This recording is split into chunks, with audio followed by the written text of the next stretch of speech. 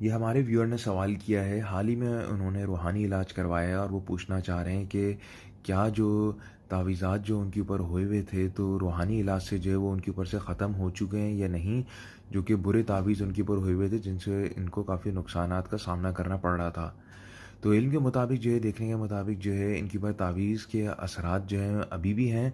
और इसका मसला ये हो रहा है कि इवन दो के इलाज कराने से जो तावीज़ात थे, आप लोगों ने जो इलाज करवाया उससे वो तावीज़ात का असर ख़त्म हो गया था, मगर दोबारा से जो है वो हफ़्ते के अंदर जो है दोबारा से जो है वो असरअंदाज़ आपके ऊपर हो रहे हैं। और कोई कंटिन्यूसली जो है हफ्ते में ज़रूर जो है वो आपके ऊपर करा देता है वापस तावीज़ात, जिसकी वजह से आपको नुकसान हो रहा है।